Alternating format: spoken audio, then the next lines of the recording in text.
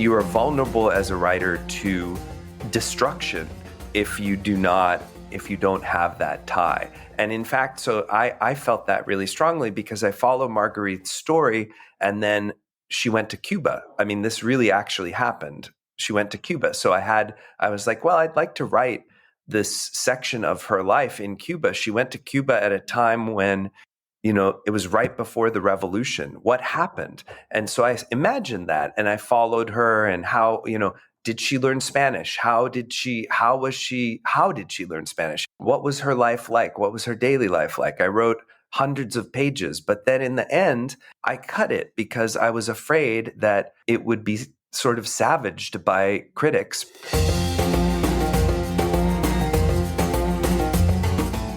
Hi friends, this is Read and Write with Natasha podcast.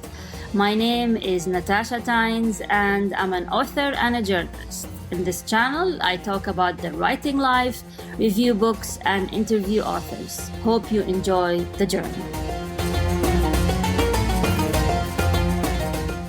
Hi everyone, and welcome to another episode of Read and Write with Natasha. I'm so happy to have with me today author Pauls Toutonghi, or Toutonghi if you want to say it in Arabic.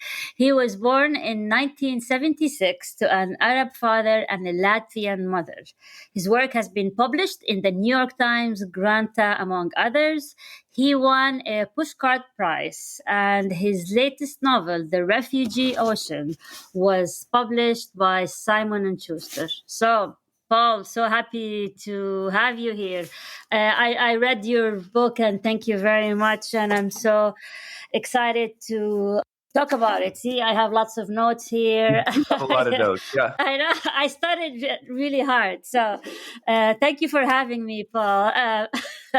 Thank you for agreeing to chat with me. Oh, no, it's really fun. So, Paul, I think my first question is just to tell us what your book is about. I mean, I know what it's about, but for anyone who's, listening or watching, if you can just tell them a bit about your book, The Refugee Ocean. Yeah. So the book is about two refugees in a sense, who are separated by 70 years, and they are both musicians. Marguerite Toutonghi, she is born in Beirut in Lebanon, and she has a very restrictive family. She was very much modeled after my own family. And some of her father's quotes are exact, direct quotes from my father. But so she grows up there, and she leaves her cultural context for reasons that I don't want to spoil too much, and flees across the ocean. And then the second character is Naim Rahil, and he's born in Aleppo in the present day, and is a refugee from that conflict, loses his family in the conflict, ends up in a refugee camp, and then comes to the United States, where he settles in the Washington, D.C. area. And it's about, he's a musician, and he interacts with Marguerite around the idea of music and art, and art's sort of power to transcend generations and to last over time. So the book is about loss, and it's about love and the decisions that you make for love, and it's about music and time. I guess all of those things. So what made you write this book? Compared to other work, I read Evil Knievel Days, and it kind of mirrors your life in a bit, half American, or half Egyptian. Yeah. And this one is a different vibe and a different tone to it. Yeah, a very different tone. Yeah. So what inspired you to write about refugees and music? Are you a musician yourself? Yeah. Well, so both of my parents were refugees to the U.S. My mother was, it very much like the two characters in the book, actually, because my mother fled from war. She was born in Latvia, and she, when the Soviet army came in the last days of World War II, her mother, scooped her up in her arms and basically left ahead of the army by a matter of days. They fled into Oh, Germany, wow. and they lived in refugee camp and displaced persons camps in Germany for 7 years before coming to the United States. And so that was very much, that was her trajectory. It was where she grew up. It was something that I knew pretty, the stories that she told from that time. And my dad's side of the family, they came to the U.S. on Syrian refugee visas, despite coming from Egypt, where they had lived for about 20 years before coming to the United States. So they came in part because my aunt fell in love with an American GI, and she kind of came to the United States and settled here. And my grandfather said, what will happen to her in the United States? She'll be divorced and murdered, and everything imaginable will happen to her. And so he took the entire family, and they came to the U.S. No money. They auctioned off all of their furniture to their friends. They held a raffle for their furniture, and they bought the tickets on the SS Vulcania, and Ah, they came to the U.S. on a ship, much like Marguerite crosses the ocean on the SS Marine Carp. So it was the sort of historical, familial background for me, one generation removed, which, as we talked about before we hit record, is a big deal. It's a big difference, and but that was always in the background, and I kind of wanted to write about those things. So one thing that really intrigued me, and I have to put my glasses now because I'm an old lady, but This is not true. which is We're born 4 days true. apart in 1976. We are young. We have to believe that we are young still, very young. True, true. You're very kind. But it says in the dedication for my cousin Marguerite Tutangi. Yeah.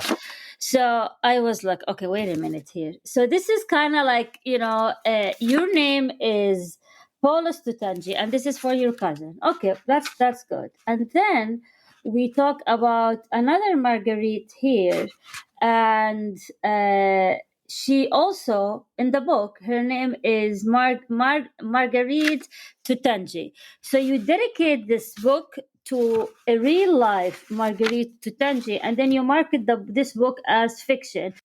And your last name is Tutangi with H. So this kind of really confused me. I didn't know what was going on. Right. So what were you thinking? What is the explanation for that? Yeah.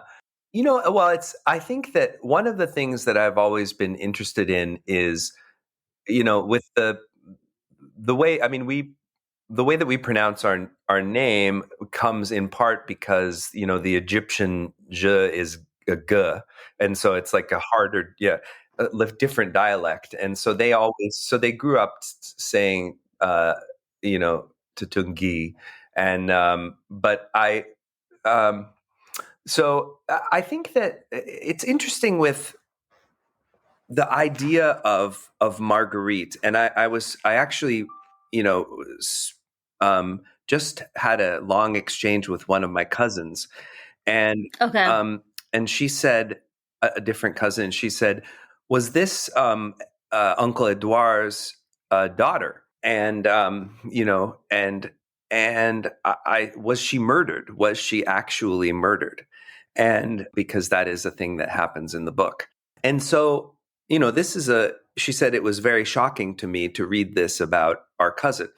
And I was thinking about that, and I thought about the role of fiction in people's lives. And when we read books, I think that we want to believe that they're true. And I don't know why that is. And I think that there's a natural impulse to believe that the stories that a storyteller is telling are true. If someone says something to you, you want to believe in it. You don't want to think that, oh, this is an artifice, or this is not just an earnest truth in some way. And so I think that that's an interesting thing. And I think it talks about the need that people feel to be close to stories, to understand stories, to be in a space where they trust the voices that are talking to them. In a novel, it's all fiction. Everything is fiction. So that is an unstable space. It's an unstable space. So if you really follow it, that is a gesture that's a pretty complex one, dedicating the book to my cousin. Yeah.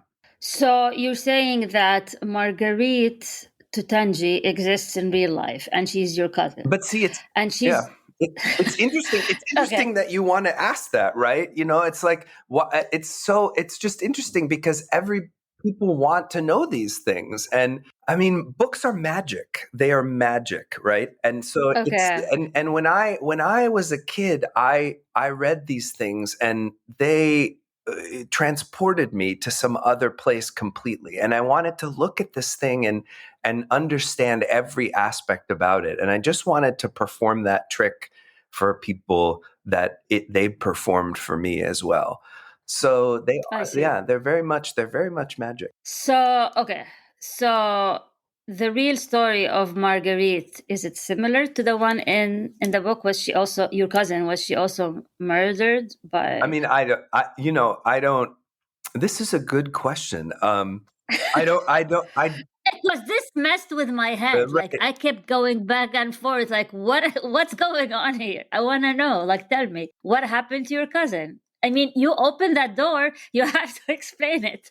Well, I don't know that I do, though. I mean, I just see, here's the thing. I appreciate the question, and I respect the question. And I know it's like it's such a, if I asked a question to somebody and they said, I don't want to answer that because of art, I would think they're an idiot, but I think it's really important to not that I think that okay, I think there's a whole host of things going on here. One is, how are books marketed? Books are marketed through identity.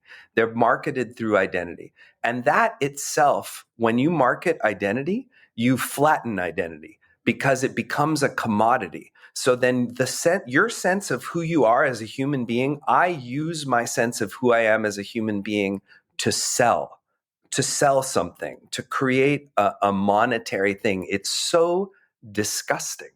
Like, I just, like, really, I mean, like, I have a deep unease, but at the same time, there's no other choice that I have. I have no other choice because it's just been the way that I've been able to access the marketplace. So I desperately wanted to create books and writing for people and have them read it and have myself be a member of, have my name sit next to, on the bookshelf next to Tolstoy, in the bookstores when people go into the bookstores. And I would do anything to get there. And so, it's just, that's the way that it worked. It worked. So I don't know what to say. I wish I had a sort of.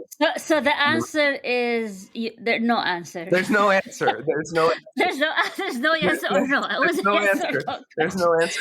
He's a That's frustrating no answer. no. It's like a typical politician's answer. It's okay. I'll take it. I'll take it. Let's move on. Okay, let's move on. Did you get any feedback from the readers on the fact that your main character shares the last name as the author? Yes. Well, of course. And I mean, she's very much based on my aunts. So this is the family that is reflected in the book is very much like my own family. We were a very patriarchal family, and Okay. where there's a quote where the Edouard says, as God was our father, the father is the God of the family. And that is a direct, exact quote from my father. My father said that in the context of an argument to us He said that exact thing. So that our family was very much that way. And my aunts, who were all really interesting, very intelligent, very complex people, the main thing that their lives that were channeled toward, especially in Egypt, but then also when they came to the U.S., was marriage. They were going to get married, and that was their path. That was what they had to do.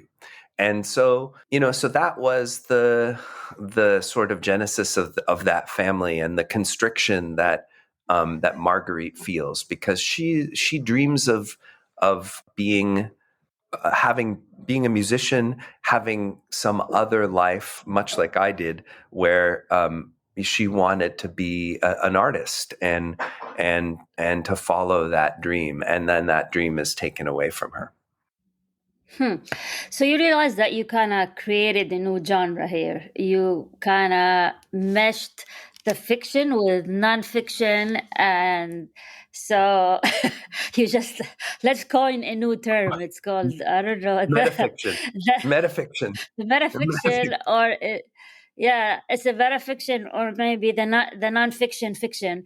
Well, what's In interesting, a sense. but I mean, it is, there's all these different ways to think about it, because if you think about Marguerite Toutonghi, with that spelling of the name, existed, in my family. And she was a person who existed in my family and born in roughly that time. In fact, that the ship's manifest is a real ship's manifest from her life.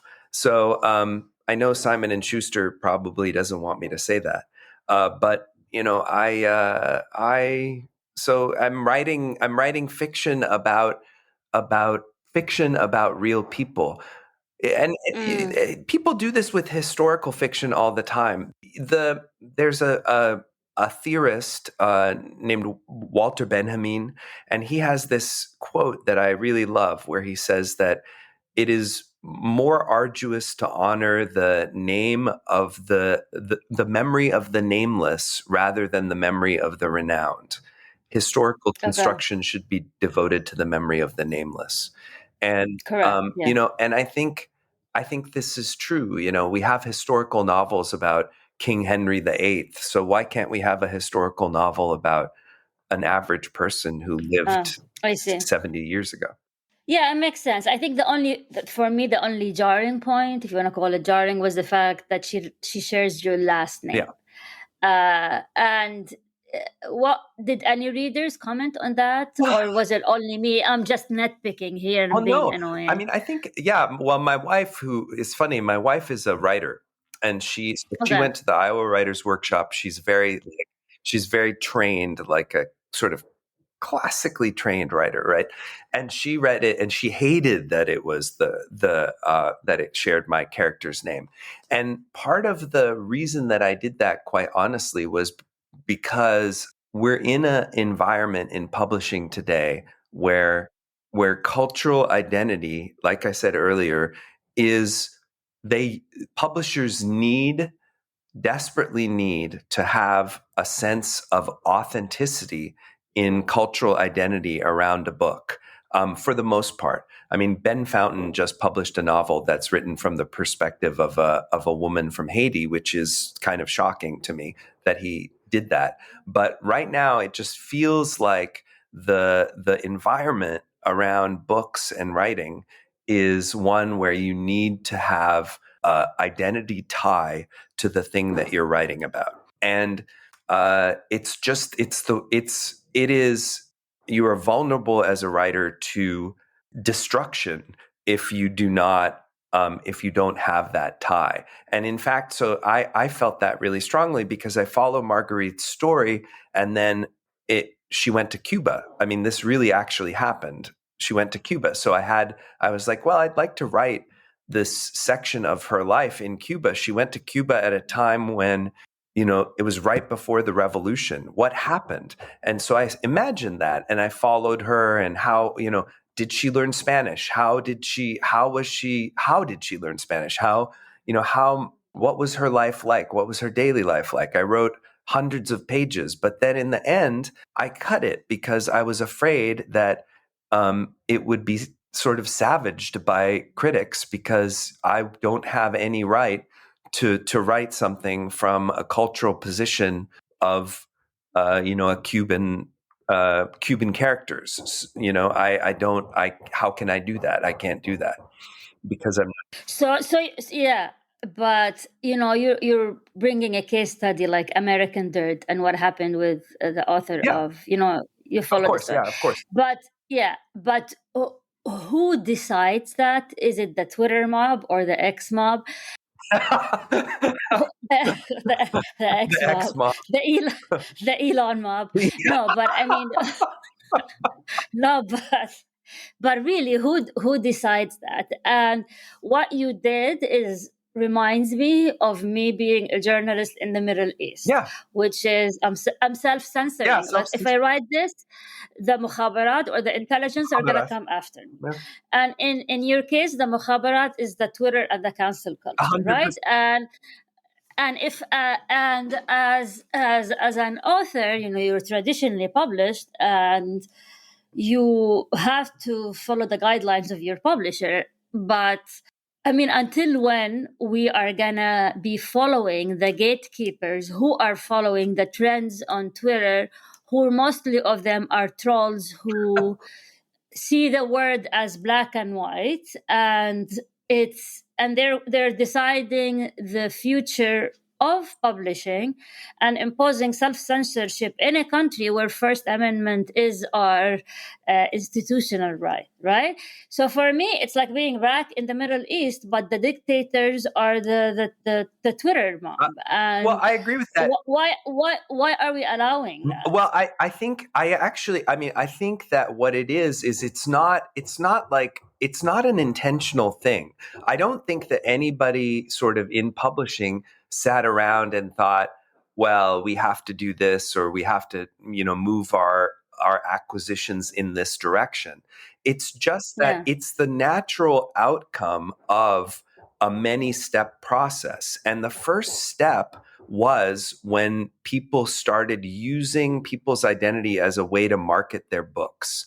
And so as soon as that started happening, then the identity became incredibly important for sales, right?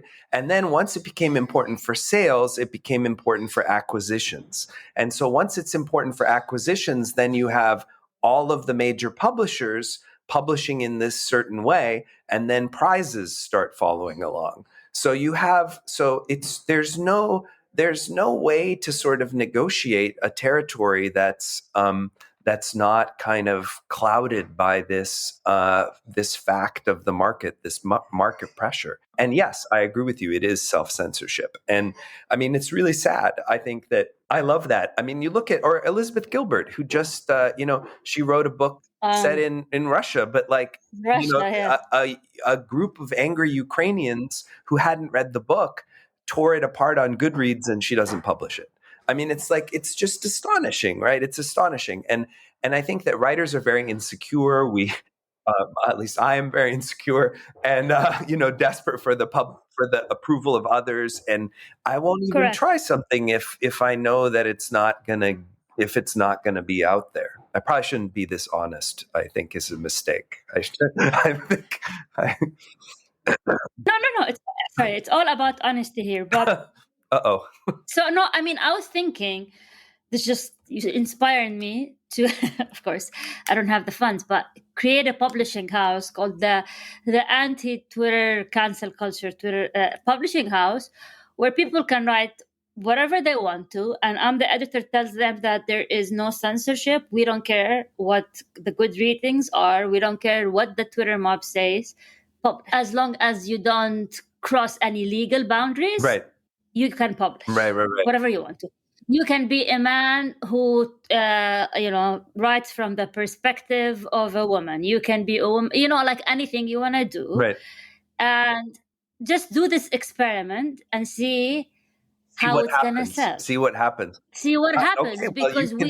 Yes, I see. I could see do, how that. do you want to invest? Right, right, You right, can right, be right. my first investor. But yeah, I mean, this is because that's why there's the rise in self-publishing, because until when we're gonna just listen to the whims of the gatekeepers, who are also influenced by the cultural narrative that's happening, and it doesn't really benefit literature and writing, because Right, but see, here's the thing: is that if a writer self-publishes their book, it will never be reviewed in the New York Times. It will never be. so It will never be reviewed in the Washington Post. It will never. It will never achieve a level of sort of cultural positioning that books can achieve if they are published by mainstream publishers. So you have to. So then you have to sort of, as a writer, you have to say, well, okay, do I want to access this means of distribution, and this sort of structure that can get my work out there and have it seen, or do I want to sort of write what I dream of writing, and that's that. And then maybe, but the thing is that I actually don't see either. I don't see the other position. If I wrote what I dream of writing and wrote some, novel that like I would love to write, I don't know that anybody would care. Nobody would care. Nobody would read it. Maybe, I don't know, maybe 10 people, and so it's like, so it's almost like there's no alternative. What is the alternative? Well, I mean, look at my book is so beautiful. Like they did the most amazing job with the way it looks, the way it feels. The hardback is yeah, it's gorgeous, really nice. and it feels so legitimate. And it was in every Barnes and Noble across the country, as a Discover New Writers pick for October, which was incredible. So it's like this access to readers that I could never have if I was just doing it on my own. Well, here is where I disagree, okay? Yeah. Because there's also a market shift now. And I was even listening to a podcast recently with a top New York agent, and she's saying, in the past, we thought what would move the needle when it comes to book selling was a like a stellar New York Times review or whatever, Huh. but it's not anymore. It's how viral the book becomes. And what made Colleen Hoover a bestseller was not a stellar New York Times review, it was TikTok, right? And we all know the story. So what's happening now is, especially, if you cannot I guess if you cannot beat them, you join them. So you cannot beat the younger crowds that trashing the books, but at the same time, they're actually making some books go viral through TikTok videos, Right. and that's what moving the book sales. The book sales Amazing. are, and you have the and you have the Colleen Hoover of the world, you have the Tyler Jenkins of the world, you have the what you call them the book club fiction books, and these are people are picking these books not because they're reading the New York Times. Right. They are reading the books because they're seeing a TikTok recommendation. Well, I have to get my daughter to make some TikTok videos for the Refugee Ocean, which then, I don't know why I haven't thought of that until now. Thank you. But I mean, exactly. That's what's moving the needle, Right. on, and that's not me pontificating. That's really the experts.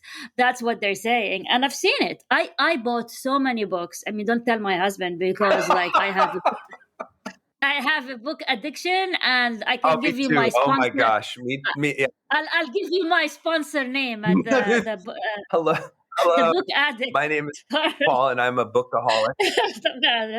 And I bought so many books from TikTok. And I'm 47. I should not be on TikTok. Are you on TikTok just for the No, I create. and the I create content, yeah. But I create my content. I put like this podcast will go on TikTok. Really? Yeah. Yeah, I mean, I have to. I have no choice. I mean, you have no choice as an author now not to be on TikTok, because that's what I mean. If you're worried about the reviews, honestly, I would say forget about the reviews.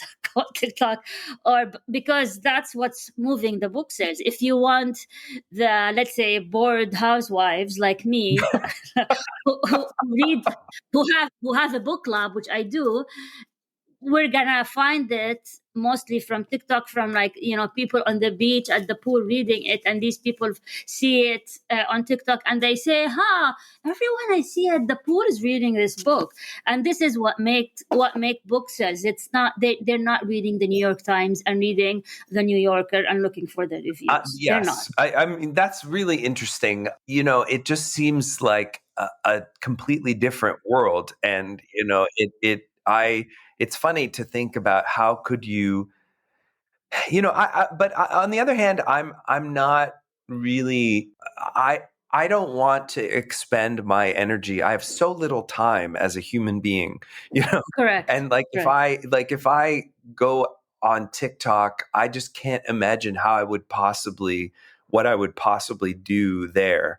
That would, Outsource it. yeah. Outsource it. Hire someone to just pay your daughter. My daughter, I was just thinking that, Yeah. it's funny. Yeah, It's just hire her, well, no, and she can just take a picture of the book. She can take a picture of you typing away, and, like, anything that you can do, like, you are. And it doesn't have to be. You cannot just talk about your book. You cannot just go and say, "Buy my book, buy my book, buy my book." People are gonna turn you out. You have to offer value. Just talk about books that you like. Talk about your writing process. Create a TikTok tips for aspiring authors. Give value and then promote, like 10% promotion. I love So, this idea. What's funny is when I was a kid, my parents would pay me $10 to mow the lawn. So maybe mhm, now in this generation, we'll pay them $10 to correct. make a TikTok video. You know, Yeah, why would you spend the money on someone else? Just give it. My daughter yeah, taught me how to use cat, or whatever it's called, CapCut, which CapCut. is the CapCut, yeah, which is the video editing on the phone, Hmm. and she taught me how to use it. She's 12, and I use it now all the time for my TikTok videos, My and and she makes fun of my videos. She tells me, they're so cringe, but I ignore her because I love I'm this. her This is my mom. So, favorite thing. I yeah, yeah, yeah, my daughter is 13 as well, and my son. So they both are, yeah, they use CapCut. They post they're twins. twins. Yeah. I have twins as well. Really? They're 12, boy and a girl. Me too. Me too. Yeah, yeah, yeah. Wow. So, yeah, so that's what I do.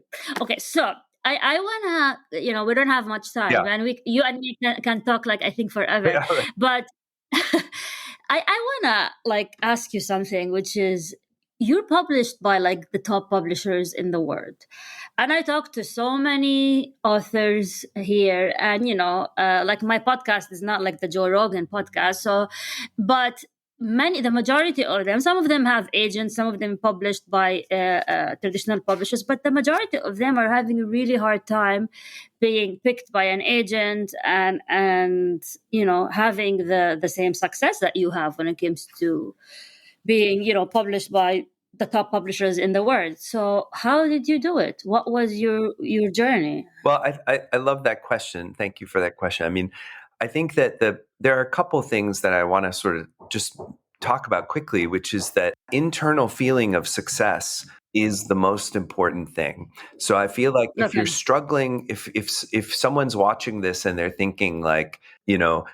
I don't know how to get an agent. I can't get an agent. I can't sell my book. Even if you do accomplish those things and you get the agent, you sell your book. If you don't sort of address that internal feeling of being less than or something, or striving that drives you to want to do that, you will feel exactly the same way on the other side of getting that agent or publishing the book. And I just say this as because the other day I someone said to me, check your privilege, because I posted on Facebook. First, I went to see Jeff Kinney's No Brainer tour. Do you know about Jeff Kinney, The Diary of a Wimpy No. Kid? So Diary of a Wimpy Kid, Oh yeah, I know the Diary of the Wimpy Kid. Yeah, graphic from my novels, my kids. kids Yeah, love them. yeah, So yeah. he's doing this tour where he's driving around in his Mercedes branded Diary of a Wimpy Kid van and doing 1,000-person events at mega, like, mega churches and like, Nice. halls and so he's sold 275 million books. And anyway, so I went to that, and the next day I had a reading that I drove 7 hours for. That was 3 people, and and and You need to tweet about that. You have to. I need to tweet about You need to tweet. right. Yeah, because it's we need to see the journey. This is what makes you authentic. Yeah, That well, what makes yeah. you So, okay. I read to those 3 people, and I came home and I posted about this on Facebook, and my friend said, look, and he posted on my page. He said, I've written 5 manuscripts. I've queried 100 agents. I can't get anybody to even return my email. Yeah. You've published, like, check your privilege, like, and I was like, first of all, I was like kind of angry, and I was like, I don't want to feel shame about this, but like whatever. But then I did, and it's like the thing that is at the heart of that is that I feel a certain way. I will always feel the same, and I'll just look for the opportunity to feel bad, really. Like, I'll try to feel bad. I'll be like, oh, I only read to 3 people, Jeff Kinney reads to thousands. And, so it's like, there's always this sense of dissatisfaction that if I don't address that for myself, then I will never feel it. My path to getting the agents was, I've had 3 agents over the course of my career. The first one, she signed me when I was very, very young, and based on a nonfiction book proposal that I wrote. And her name was Jerry Toma, and she's retired. So I've reached an age where my early agents are now retiring. But so after her, I published a little short story in a magazine called Book Magazine that doesn't exist anymore. And my second agent saw that, and she wrote to me and then signed me and represented me through my first couple of books. She's really wonderful. She's a great agent. She's, like an excellent reader, but we didn't quite see eye to eye around kind of the path that I wanted to take in my career. And so we sort of parted ways, and then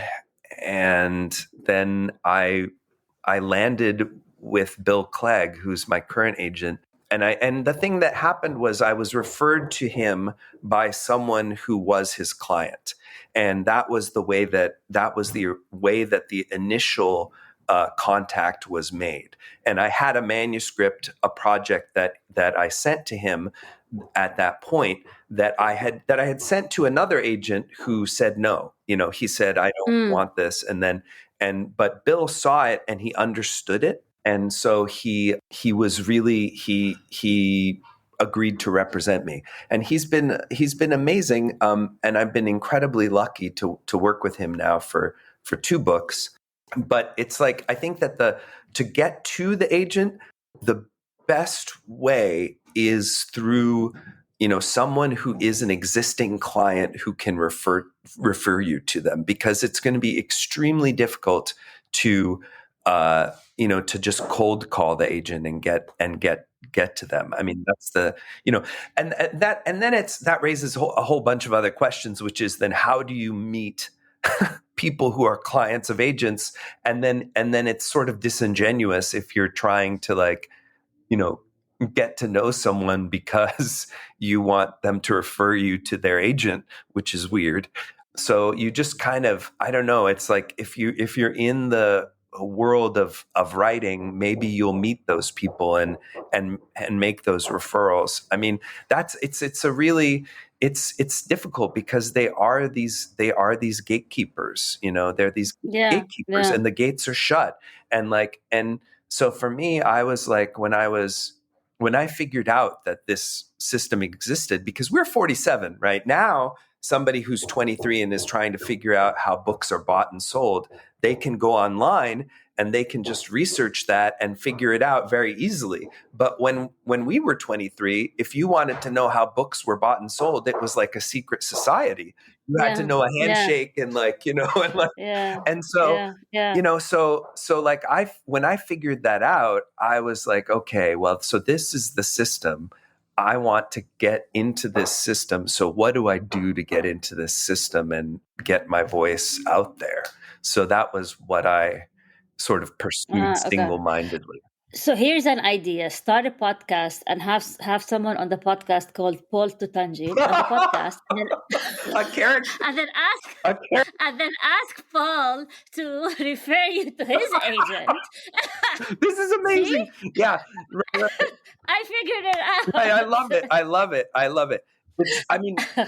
It's such an annoying piece of advice, but I just think it's so true. It's like, if you think about it though, that's the way so much happens in the world of books, and not in the world of books, in the world of business. Like if any kind of business is through personal referrals, people saying, hey, it's very rare. Like when I wrote to you, and said, hey, would you talk with me or could we talk on the podcast? I was surprised when you wrote back, because it's just I don't know you at all. And so, so most of these things happen through personal connections. Yeah, that's true. So, okay, let's say that the last few minutes here, there's so are you a full-time author? I teach at Lewis and Clark College. So I teach creative writing. I teach nonfiction writing and fiction writing, both. What is the top advice you tell your students? That I tell my students, be kind to yourself.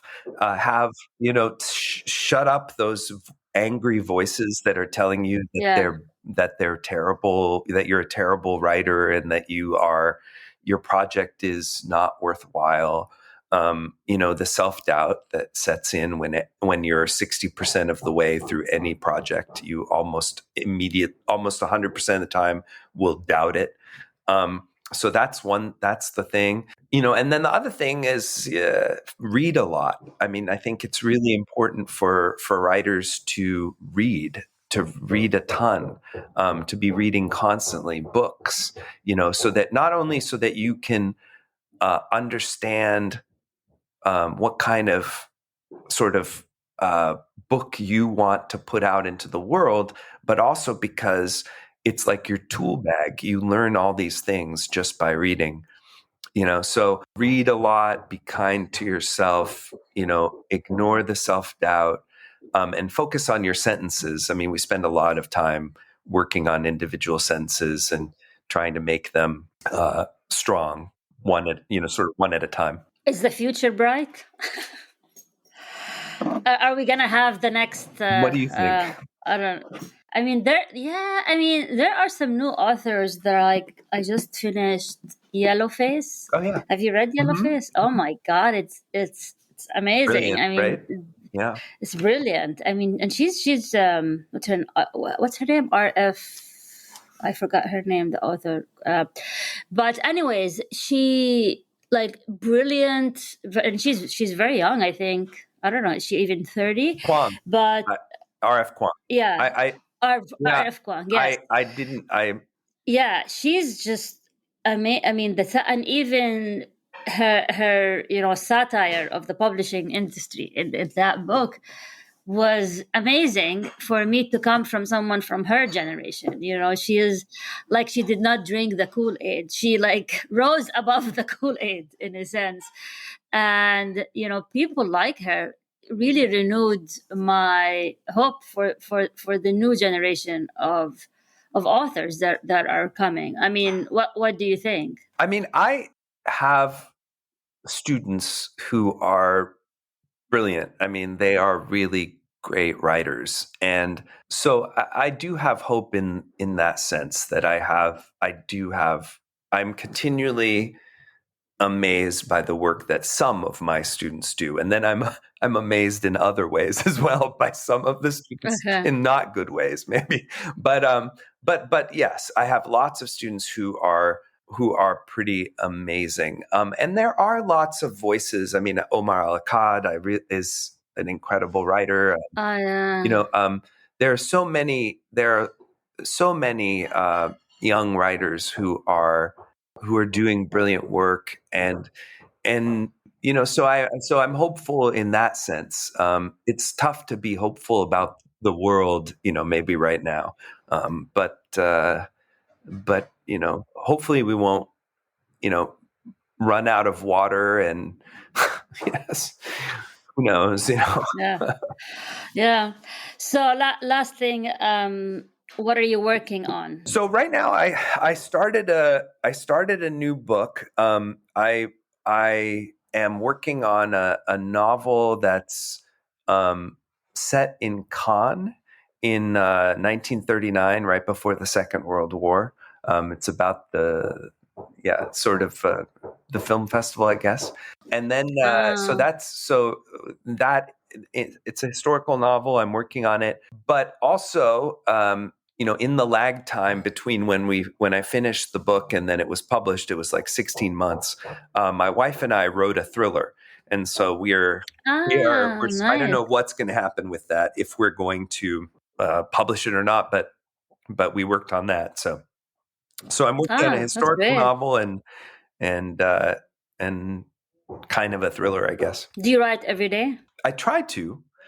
I really try to. It's tough with being a parent right now. My kids' schools are on strike. The teachers are on strike. So Oh, kids are where do you live? Portland, Oregon. Where do you live? Ah, Yeah. okay. So All right. Okay. my kids are home all the time and have been for weeks now. But I with work, it's really hard. I I'm responding to Yeah. student papers, so it's very difficult to teach for 3.5 hours, and then to respond to student papers for 6 hours, and then parent, and then try and kind of sit down at the desk and be creative. Oh, But I cool. try. Well, How about you? well, I'm actually talking with an agent now, and it's my second novel, and it's a 3-book series. It's an urban fantasy. It's set in the suburbs, of course, an immigrant point of view, because that's what I am and that's what I know. But there's a sense of magic to it, similar to your books. I noticed that you add some magic Yes. elements. Yeah.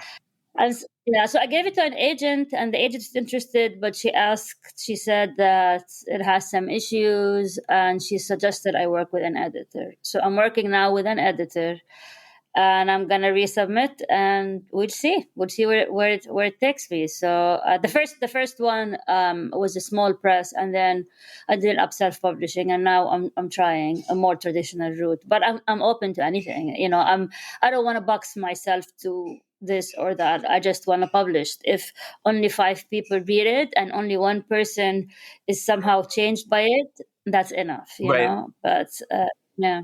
I mean, I think So that makes sense. I think if you you know it's important to have that kind of center. If you can, correct. Yeah. that, and that will keep you going, keep you centered and going. It's the journey before the destination, Right. and like becoming the next Stephen King is just the cherry on the top.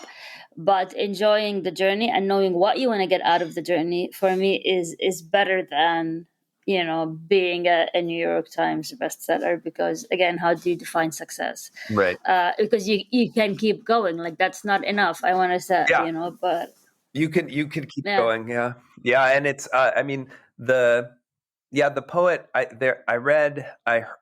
heard the poet Alan Shapiro give a reading, and he said that when he was first starting out, he dreamed of getting a poem published, and then when he got the poem published, he said, "Well, it would be amazing. I would be so happy if I got a poem in the Hudson Review." And then he got one in the Hudson Review, and he said, "Oh, if only I could get a poem in Poetry Correct. magazine," And it just Yeah. went on and on and on, and at every phase, So Yeah. Well, this has been wonderful, and thank you so much for your time. We spent a lot of time chatting because we have a lot to discuss. And for anyone to reach you, they just can go to your website and go to Paul Toutonghi, paulstoutonghi.com, and send me an email. Hey, why not? Send me an email. It's my last name at gmail.com. Send me an email if you want. Sure, and I'm gonna email you about that agent. Yeah, email me for sure. Yeah. Bill's great. Yeah, sure. Well, we'll see. We'll take it one step at a time. So thank you so much for your time. Appreciate it. And for anyone who's reading and watching, make sure to check Paul's book, The Refugee Ocean, and it's available everywhere. I actually saw it at my local Barnes & Noble here in Maryland. So I was like, huh. No, yeah. It's cool. It was in every Barnes & Noble. All right. I know. So maybe I'm going to take a picture of it and send it to you. All right. Thanks. Take care. Bye. Bye, Natasha. Thank you for tuning in to Read and Write with Natasha. I'm your host, Natasha Tynes. If today's episode inspired you in any way, please take the time to review the podcast. Remember to subscribe and share this podcast with fellow book lovers. Until next time, happy reading, happy writing.